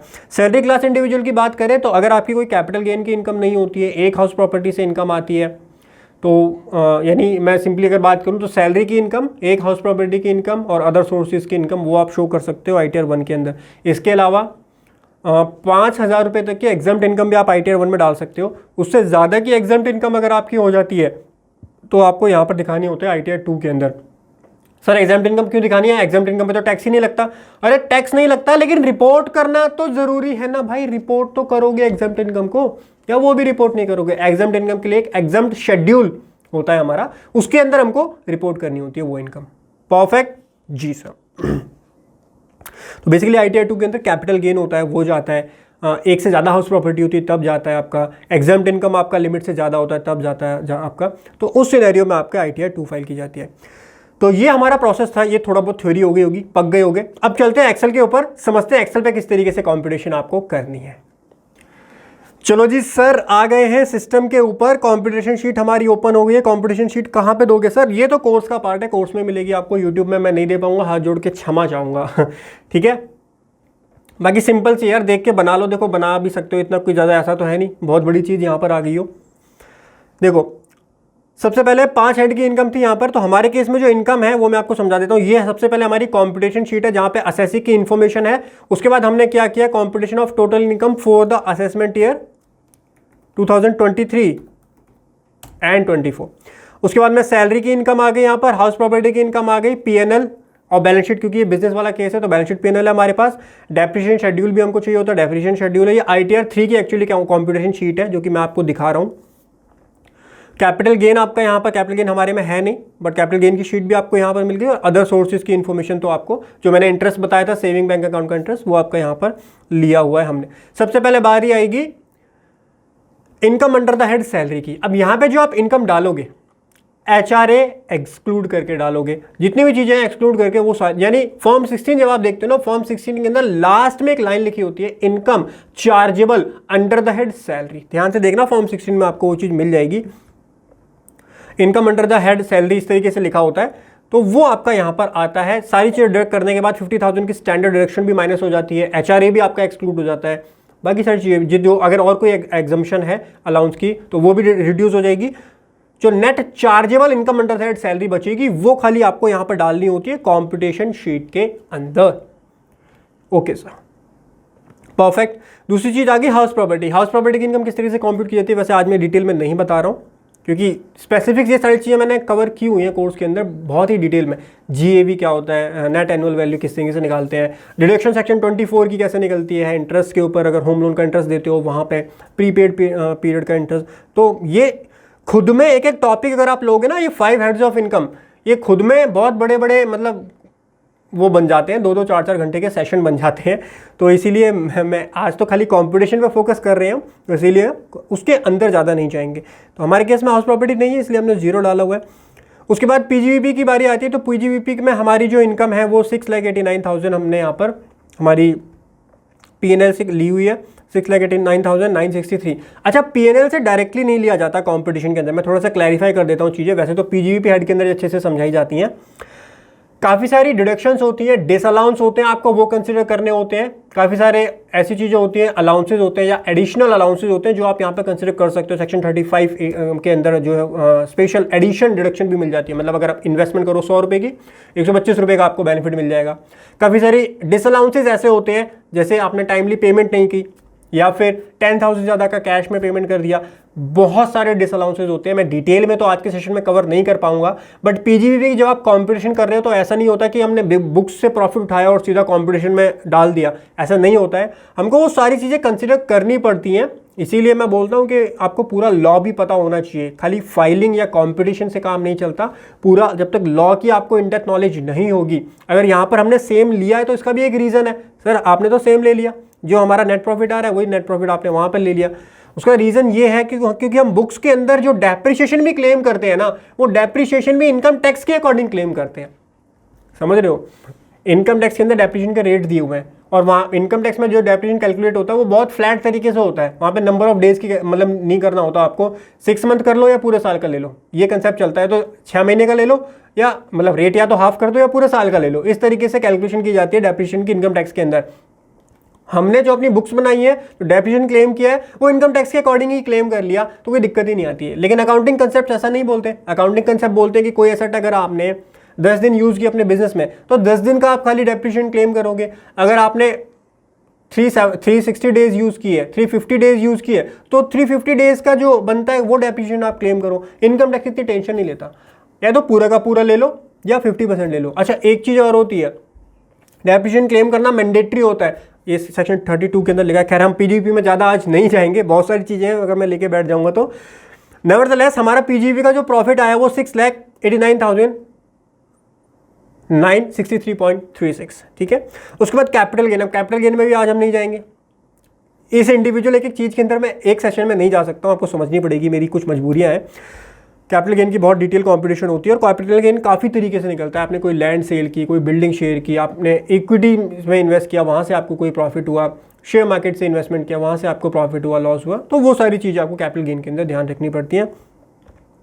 उसके बाद में अदर सोर्सेज जो है वो आपका यहाँ पर आता है। अच्छा, इसमें एक चीज़ और आती है जो मैंने आपको शायद उस टाइम पे नहीं समझाई थी। सेट ऑफ के प्रोविजंस होते हैं, carry forward and set of के प्रोविजंस भी होते हैं। अब सेट ऑफ कैरी फॉरवर्ड के प्रोविजंस क्या होते हैं, मैं आपको ब्रीफली एक आइडिया दे देता हूँ, बाकी डिटेल में नहीं समझा पाऊंगा, वो भी क्योंकि देखिए ये एक एक चीज़ जो मैं आपको बता रहा हूँ ना, एक एक चीज़ के ऊपर एक डिटेल सेशन बनाया जा सकता है, फिर भी आप समझ लो। सेट ऑफ का मतलब क्या होता है? सेट ऑफ का मतलब ये होता है कि आपको किसी एक हेड के अंदर लॉस हो गया, तो उसको आप किसी दूसरे हेड से या सेम हेड, सबसे पहले तो सेम हेड से, फिर दूसरे हेड से। सेम हेड का मतलब क्या है? जैसे बिजनेस है, मान लो मेरे 2 बिजनेस है, एक के अंदर मेरा, अब बिजनेस के अंदर भी देखो चीज़ें बहुत कॉम्प्लिकेटेड है, मैं समझाने की कोशिश करूंगा तो शायद कंफ्यूजन पैदा हो जाए, फिर भी समझ लो एक बार। बिजनेस के अंदर भी देखा जाता है स्पेकुलेटिव बिजनेस है कि नॉन स्पेकुलेटिव बिजनेस है। नॉन स्पेकुलेटिव बिजनेस का जो लॉस होता है वो आप स्पेकुलेटिव से आपस में एडजस्ट नहीं करवा सकते, इसलिए मैं मान के चल रहा हूँ जो एग्जांपल है उसमें दोनों बिजनेस हमारे नॉर्मल बिजनेस है। नॉर्मल बिजनेस है, कोई भी स्पेकुलेटिव बिजनेस नहीं है, ठीक है। नॉर्मल बिजनेस में एक बिजनेस में लॉस हुआ, दूसरे बिजनेस में प्रॉफिट हुआ, तो आप एडजस्ट कर लो, एक दूसरे में ही उसको एडजस्ट करो। इसको बोलते हैं इंट्रा हेड एडजस्टमेंट बोला जाता है, इसको इंट्रा हेड सेट ऑफ बोला जाता है। एक हेड के अंदर ही हमने उसको एडजस्ट कर लिया। दूसरा ये होता है कि आपको लॉस हुआ किसी एक हेड के अंदर, हाउस प्रॉपर्टी का लॉस है, हाउस प्रॉपर्टी का लॉस आप सैलरी से एडजस्ट करा लो। हाउस प्रॉपर्टी में से लॉस कैसे हो सकता है? हाउस प्रॉपर्टी में तो मेरे को सैलरी मतलब अपने घर से रेंट मिलेगा, उसमें लॉस का क्या पॉइंट है? हाउस प्रॉपर्टी में आप जो इंटरेस्ट पे करते हो, अगर आपने लोन लिया है तो उस इंटरेस्ट की डिडक्शन मिल जाती है। और काफ़ी बार ऐसा होता है कि इंटरेस्ट की डिडक्शन इतनी ज़्यादा होती है, रेंटल इनकम कुछ भी नहीं होती है, तो वहाँ पर आपका लॉस बनता है हाउस प्रॉपर्टी के अंदर। या फिर रेंटल इनकम है ही नहीं, खाली इंटरेस्ट बनता है, वहाँ पर भी बनता है। तो जो सैलरी क्लास इंडिविजुअल होते हैं उसमें बहुत पॉपुलर है और बहुत कॉमन है, और बहुत टैक्स बेनिफिट्स की वजह से जो है होम लोन लिया भी जाता है। होम लोन इसीलिए काफ़ी ज़्यादा फेमस भी है। होम लोन के आपको बेनिफिट मिल जाता है, 80C में भी मिल जाता है और सेक्शन 24 में भी मिल जाता है। तो आपका जो वो माइनस होता है, हाउस प्रॉपर्टी का जो लॉस होता है, वो आपके सैलरी के प्रॉफिट, सैलरी की इनकम से एडजस्ट हो जाता है, ठीक है। पीजीवीपी का जो लॉस है वो एडजस्ट नहीं होता है सैलरी की इनकम से। अब काफ़ी सारे इफ एंड बट्स, काफ़ी सारी कंडीशंस होती हैं यहाँ पर एक हेड का लॉस को दूसरे हेड की इनकम से एडजस्ट करने के लिए। इतना सिंपली नहीं होता यहां पर एडजस्ट। उसके लिए मैं आपको रिकमेंड करूंगा, देखो आप प्रमोशन बोल रहे हो, जो मर्जी बोल लो, कोर्स में मैंने डिटेल में समझाया, 2 घंटे 3 घंटे का सेशन लेकर के एक चीज़ आपको डिटेल में एग्जाम्पल के साथ में समझाई है। आज के इस वाले सेशन में मेरे हाथ बंधे हुए हैं, मैं वो चीज़ आपको डिटेल में नहीं समझा पाऊंगा। लेकिन हाँ, सेट ऑफ का मतलब ये होता है। अच्छा, एक चीज़ और होती है, carry forward and set of, 2 terms होती हैं। एक तो सेट ऑफ आप समझ गए किस तरीके से सेट ऑफ हो रहा है, दूसरी चीज होती है carry forward and set of. अब मान लो मेरा कोई लॉस है जो इस ईयर सेट ऑफ हो ही नहीं पाया, स्पेकुलेटिव बिजनेस का लॉस है, स्पेकुलेटिव बिजनेस का लॉस किसी और इनकम से आपका सेट ऑफ नहीं होता है, मेरा वो 5 लाख का लॉस है, तो वो लॉस कैरी फॉरवर्ड हो सकता है। अब कैरी फॉरवर्ड की टाइम लिमिट होती है, जो स्पेकुलेटिव वाले होते हैं वो 4 ईयर तक होते हैं खाली, और नॉर्मल वाले जो लॉस होते हैं वो 8 ईयर तक आप कैरी फॉरवर्ड कर सकते हो। इसका मतलब अगले साल अगर आपको स्पेकुलेटिव से कोई इनकम हो जाती है, उससे आप उसको एडजस्ट कर लेना। इस प्रोसेस को बोला जाता है carry forward and set of, ठीक है। वो वाला प्रोसीजर यहां पर लगता है, मतलब ये प्रोसेस मैं बता रहा हूं जो जीटीआई से पहले लगाना होता है आपको। जीटीआई निकालने के लिए आपको ये चीजें भी बैक ऑफ द माइंड काम करनी चाहिए, ठीक है। कोई भी सॉफ्टवेयर आप यूज करते हो, चाहे इनकम टैक्स का सॉफ्टवेयर हो, चाहे कोई और सॉफ्टवेयर हो, उस सॉफ्टवेयर में ये वाली एल्गोरिदम लगी होती है ऑटोमेटिकली। और कभी काफी कबार ऐसा होता है कि अगर आपका कोई लॉस का सिनेरियो होता है, आप जो कंप्यूटेशन करते हो आप तो सीधे सीधा माइनस कर देते हो, लेकिन जब आईटीआर फाइल करना चाहते हो तो वो चीज़ माइनस ही नहीं हो रही होती है उसका। अब देखो ये छोटी छोटी चीज़ें होती हैं, जब आप काम करते हो तो आपको पता है ये चीज़ कि भाई हाँ इस वजह से हो रही है, क्योंकि मैंने स्पेकुलेटिव लॉस के अंदर डाला है, तो स्पेकुलेटिव लॉस को आप कंप्यूटेशन में माइनस कर देते हो, बट स्पेकुलेटिव लॉस तो किसी और हेड की इनकम से सेट ऑफ ही नहीं होगा, तो फिर आपको यहाँ पर जीटीआई को चेंज करना होता है। तो चीज़ें आपको पता अगर है तो आप एक क्लिक में समझ जाओगे कि मैंने ये गलती कर दी। अगर पता नहीं है तो फिर फंस जाते हो आप कि भाई ये क्या हो गया, ये तो गलत हो गया, ठीक है। तो इस चीज़ का जो है आपको ध्यान रखना होता है, ठीक है। उसके बाद में बारी आती है डिडक्शन की। चैप्टर 6 की डिडक्शन बहुत कॉमन है, बहुत पॉपुलर है, मतलब हर दूसरी वीडियो हर इन्फ्लुएंसर, फाइनेंशियल इन्फ्लुएंसर बना ही रहा है, आपको भी पता ही होगा। खैर 80C की आपकी जो होती है, LIC की हो गई आपका, और काफ़ी सारी डिडक्शंस मिलती हैं। जो प्रिंसिपल पे करते हो आप होम लोन का, उसकी भी आपको यहाँ मिल जाती है। 1,50,000 की लिमिट होती है। और यहाँ पर भी वही देखो, सीधी सी बात आपको पता होता क्या है, गवर्नमेंट क्यों न्यू टैक्स रिजीम को जो है इतना वो कर रही है, फोकस कर रही है, इतने बेनिफिट्स गवर्नमेंट ने दे दिए। क्या होता है 1.5 लाख की लिमिट में 5,000 की इन्वेस्टमेंट करता है एक बंदा, 10,000 की इन्वेस्टमेंट करता है, 1.5 लाख रुपए क्लेम करता है। और ऐसा नहीं है नॉर्मल ITI के टाइम पे, एम्प्लॉयर भी तो मांगता है ना भाई, आपका TDS कटता है तो इन्वेस्टमेंट के डॉक्यूमेंट आपको एम्प्लॉयर को भी तो देने होते हैं। HRA क्लेम करना है भाई, फेक रेंट रिसीट बना लो, जो होता है वो बता रहा हूँ मैं। देखो सबको पता होता है, अगर आप टैक्स प्रैक्टिस करते हो आपको पता है क्या होता है मार्केट में। HRA की क्लेम करनी है, फेक रेंट रिसीट बना लो। अपने घर पे बंदा रह रहा है, किसी और के पैन लेकर के एक फेक रेंट एग्रीमेंट बनवा लिया, फेक रेंट रिसीट बना ली, फेक, और HRA जो है वो गलत क्लेम कर लिया। डिडक्शंस की बात आई भाई, LIC करवाई मैंने 20,000 की, 30,000 रुपये का प्रीमियम पे किया, जब वहाँ पे वो करने की बारी आई तो भाई 1.5 लाख का पूरा क्लेम कर लो।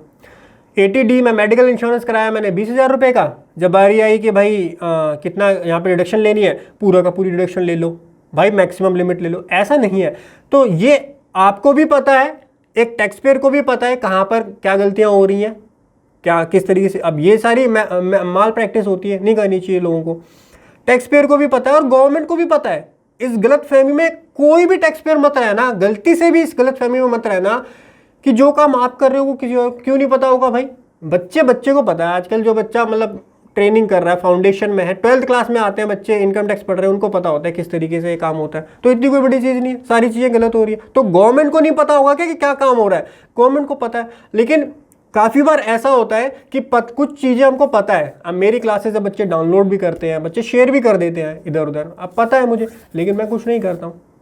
तो मतलब काफ़ी बार कुछ गलत हो रहा होता है, लेकिन उस गलत को होने दो, लेट इट बी, उस पर ज़्यादा एक्शन नहीं लिया जाता। हाँ, एक टॉलरेंस लिमिट होती है। अब गवर्नमेंट को लगा कि भाई सारी सैलरी इंडिविजुअल, अब ये तो गलती, डिडक्शन का ऑब्जेक्टिव ही बदल गया।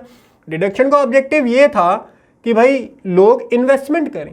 आप एक्चुअल में LIC करवाओ, पेंशन स्कीम जो है वहाँ पर इन्वेस्ट करो, और जो इन्वेस्टमेंट की स्कीम्स है वहाँ पर आप करो इन्वेस्ट, फिर डिडक्शन लो। लेकिन लोग इन्वेस्ट तो कर नहीं रहे हैं, डिडक्शंस लिए जा रहे हैं। इन्वेस्ट करने से दो फायदे होते हैं। आप एक LIC कराते हो ना, खाली टैक्स डिडक्शन नहीं होता, गवर्नमेंट को भी वहाँ से फायदा हो रहा है। 1 लाख रुपए LIC के पास भी तो आया ना, LIC फिर इकोनॉमी में डिस्ट्रीब्यूट करेगी उस पैसे को, तो गवर्नमेंट का भी फायदा हो रहा है उसका। लेकिन LIC के पास पैसा ही नहीं आ रहा है, ऑब्जेक्टिव उसका पूरा ही नहीं हो रहा, और टैक्स, इसको टैक्स इवेजन बोला जाता है, टैक्स इवेजन हो जा रहा है। इसीलिए ये सारी चीज़, अभी रुको, अभी तो बजट 23 आ गया, न्यू टैक्स रिजीम को डिफॉल्ट कर दिया गया फाइनेंस एक्ट 23 में। वैसे ये चीज़ें नेक्स्ट ईयर अप्लाई होंगी, नेक्स्ट मतलब जो असेसमेंट ईयर 24-25 है वहाँ पे ये चीज़ें अप्लाई होंगी। ये सब कुछ हटने वाला है, सब कुछ हटने वाला, मतलब सब कुछ नहीं, इसमें से ये समझ लो 90% डिडक्शन आपकी 2-4 साल के बाद में, अगर गवर्नमेंट सेम रही। देखो गवर्नमेंट बदलती है तो थोड़े से पॉइंट ऑफ व्यू चेंज हो जाते हैं, मैं पॉलिटिकल तो जानना चाहूँगा नहीं, लेकिन अगर गवर्नमेंट सेम रहती है, 24 में इलेक्शन है, तो आप ये समझ लो 90% जितनी आपकी ये डिडक्शन वाले पॉइंट है, ये सारे आपके जो है वो रिमूव होने वाले हैं, मतलब किसी काम के रहने नहीं वाले।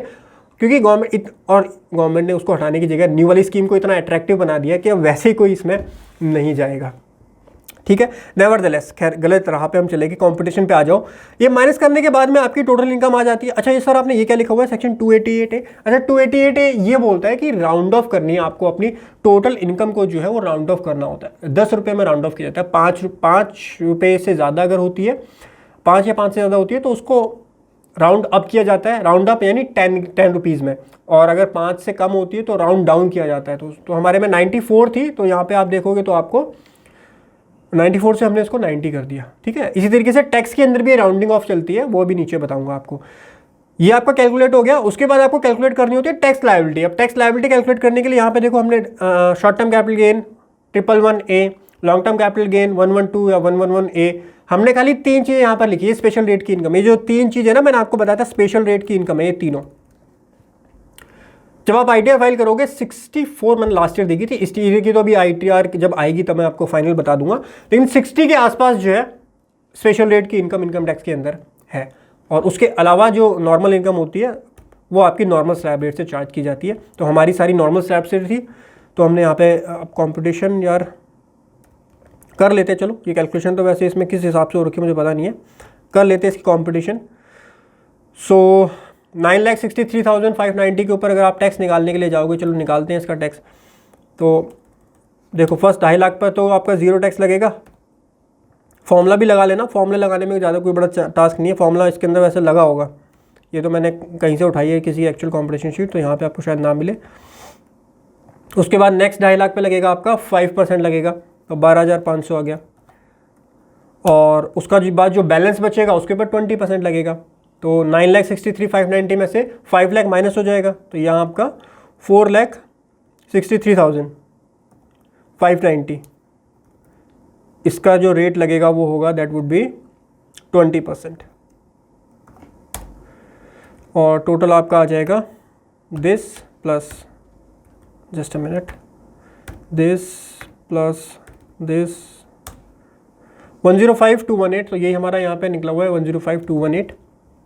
इसके ऊपर रिबेट की अगर बात करें, बिकॉज हमारी जो, अब ये मुझे आप बताओगे कमेंट के अंदर, मैं यहाँ पे भी नहीं बताने वाला। वैसे तो हमारे केस में हमारी GTI भी ज़्यादा है 5 लाख से, 5 लाख से, टोटल इनकम भी 5 लाख से ज़्यादा है, सो कोई भी डिफरेंस ऐसा आता नहीं है। बट आप मुझे बताइए जो 5 लाख की लिमिट बताई है सेक्शन 87A रिबेट के लिए, वो टोटल इनकम की लिमिट है या ग्रॉस टोटल इनकम? फ़र्क है दोनों में, ग्रॉस टोटल इनकम डिडक्शन से पहले वाली होती है, डिडक्शन के बाद जो आती है वो टोटल इनकम आती है। ठीक है, बताना मुझे कमेंट सेक्शन में, ये मेरे को आंसर चाहिए आपसे।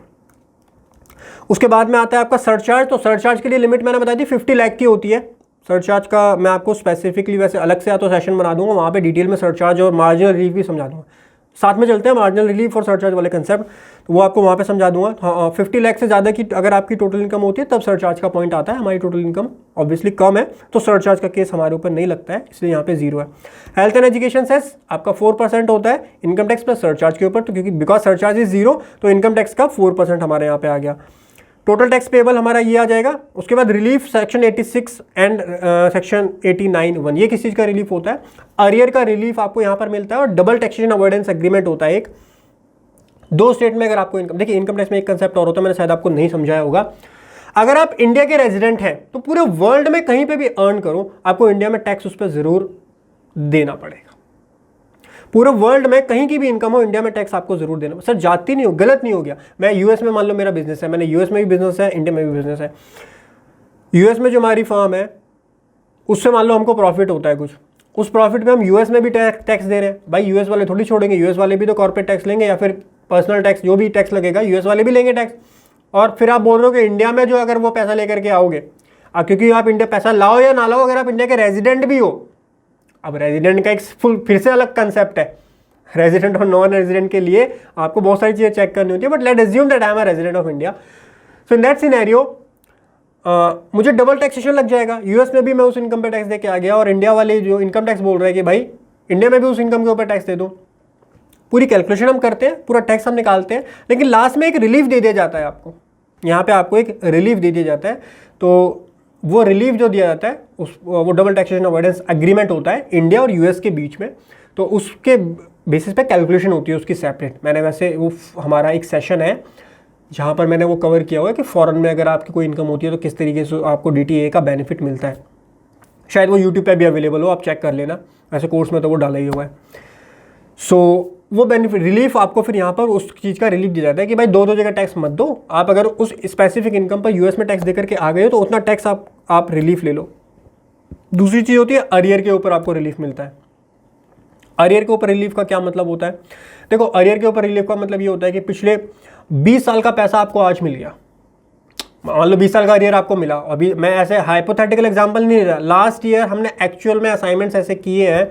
बैंकर के केस में बहुत सारे केस ऐसे आए थे जहां पर 20-20 साल का 25-25 साल का उनको अरियर मिला हुआ है। उसकी कैलकुलेशन करना, कॉम्पिटिशन करना, वही बहुत बड़ा टास्क हो जाता था। But yes we have done those assignments as well. So उसमें दिक्कत क्या होती है कि मान लो आपकी पूरे साल की जो टोटल इनकम है लास्ट ईयर की, वो तो आई आपकी निकल के 9 लाख रुपए की, और पिछले 25 साल का अरियर निकल के आ गया 10 लाख रुपए का। अब 9 लाख रुपये तो वो हो गया, और 10 लाख रुपये जो आपका एक्स्ट्रा हुआ, तो टोटल इनकम जो आपका TDS काटा जाता है, जो एम्प्लॉय TDS काटता है, जो आपका टैक्स निकल के आएगा, यहाँ पे जो टैक्स निकल के आएगा वो निकल के आएगा कितने के ऊपर? 10 लाख वो और 9 लाख वो, 19 लाख के ऊपर। अब 19 लाख के ऊपर उसका टैक्स, वैसे 19 लाख के ऊपर टैक्स का कोई पॉइंट नहीं बनता, क्योंकि लास्ट ईयर की इनकम तो मेरी 9 लाख ही है ना। बाकी जो इनकम है वो तो पिछले 25 सालों की है, तो उस इनकम को पिछले 25 सालों में डिस्ट्रीब्यूट करो, फिर उस ईयर का टैक्स निकालोगे, उस ईयर में कितना टैक्स बनना चाहिए, कितना मैंने उस ईयर में टैक्स पे किया, जो बैलेंस बचता है खाली वही मेरा टैक्स बनता है। तो उस हिसाब से निकाला जाता है, और जितना भी एक्स्ट्रा टैक्स अगर आपने पे किया होता है तो उसका रिलीफ आपको यहाँ पर दे दिया जाता है। डिटेल में वैसे मैंने इसका सेपरेट सेशन इसका भी बनाया हुआ है, अरियर का किस तरीके से कैलकुलेट किया जाता है, तो यूट्यूब पे शायद यूट्यूब पे है आई गेस वो अवेलेबल, चेक कर लीजिएगा। कोई सा भी सेशन हमारा चेक करना हो बस उसका नाम डालो, फिनटेक्स प्रो आगे डाल दो, मिल जाएगा आपको। यूट्यूब पे तो कह नहीं सकता, कोर्स में मिल जाएगा आपको डेफिनेटली। उसके बाद बैलेंस लायबिलिटी आपकी आ जाती है। उसके बाद इंटरेस्ट 224A, 224B, 224C का यहाँ पे उसकी कैलकुलेशन की जाती है। उसके बाद में टोटल इंटरेस्ट आ गया आपका, लेट फी पेबल। उसके बाद TDS माइनस होता है, अगर TDS सेम आ रहा है आपका तो आपका TDS कुछ भी नहीं है, वैसे जीरो है हमारे केस में। अच्छा, जो टैक्स का राउंडिंग ऑफ की जाती है वो सेक्शन 288B के अंदर यहाँ पर आपकी टैक्स की जो है वो राउंडिंग ऑफ की जाती है। ऊपर इनकम की राउंडिंग ऑफ की थी और 288B के अंदर टैक्स को राउंड ऑफ कर दिया जाता है, और जो बैलेंस पेबल बचता है बैलेंस आपको पे करना होता है। इस तरीके से आपकी कॉम्पिटिशन प्रिपेयर हो जाती है। अब देखो एक चीज़ समझो, ये कॉम्पिटिशन होती है, कौन प्रिपेयर करता है ये कॉम्पिटिशन? अगर आप कोई पेड सॉफ्टवेयर यूज़ करते हो तो वो पेड सॉफ्टवेयर ये ऑटोमेटिकली आपकी ITR के बेसिस पे बना करके दे देता है। पेड सॉफ्टवेयर यूज़ नहीं करते तो आपको एक्सेल में इस तरीके से बनानी होती है, इसका एक प्रिंट निकालो और क्लाइंट को दे दो ITR के साथ में। बेटर रहता है कि फ्यूचर में जब कभी वो लोन लेने जाएगा या बैंक से कोई क्रेडिट कार्ड वगैरह की रिक्वायरमेंट होती है तो मांग लेते हैं कॉम्पिटिशन शीट भी, तो इस चीज़ को एक बार चेक कर लीजिएगा, ठीक है। सो ये एक ओवरव्यू था जो कि मैंने आपको दिया किस तरीके से आपको यहाँ पर। अच्छा, इसमें काफ़ी सारी चीज़ें और भी हैं डिटेल में, जैसे PGBP के अंदर जब हम जाते हैं, ये जो PNL है आपको मैच करना होता है, यहाँ पे जो आपका सर्विसेज है, जो सेल्स है ये मैच करनी होती है, जो आपके AIS में सेल आ रही है उससे मैच हो रही है नहीं हो रही, बहुत सारी चीज़ें और भी होती है। तो अगर आप और डिटेल में सीखना चाहते हो, आज का सेशन भी हमारा अप्रॉक्स 1 घंटे का हो ही गया है, और डिटेल में अगर आप सीखना चाहते हो तो आप विजिट कर सकते हो हमारी वेबसाइट जो कि है fintexpro.in, एंड वहाँ पर चेक कर सकते हो हमारा practical course in GST, ITR and TDS, जहाँ पर जो चीज़ें मैंने आपको बताया ना कि 2-2 घंटे 3-3 घंटे, वो एक्चुअल में बहुत बड़े बड़े सेशंस हैं। पूरा 200 घंटे का वो कोर्स है जहाँ पर मैंने इनकम टैक्स भी डिटेल में कवर किया है, GST भी डिटेल में कवर किया हुआ है। ये वाला कोर्स है, इसकी फ़ीस 3800 है, और अभी इसमें सारे सेशंस अपडेट ही हो रहे हैं। GST के होंगे, फिर इसमें ITR के होंगे, तो आपको इसमें सारी अपडेटेड चीज़ मिलेगी। तो जो चीज़ें मैं आपको बता रहा था, देखो लाइक मैंने आपको बोला PGBP के, तो PGBP का टोटल 6 पार्ट है। 1-1 घंटे का अगर आप लगाओगे तो 6 घंटे का तो PGBP का पार्ट है खाली यहाँ पर। कैपिटल गेन, और इसमें थ्योरी और प्रैक्टिकल दोनों कवर किए हुआ मैंने। अगर थ्योरी भी कवर है तो प्रैक्टिकल एग्जाम्पल आपको साथ में दिया है किस तरीके से वो काम करता है।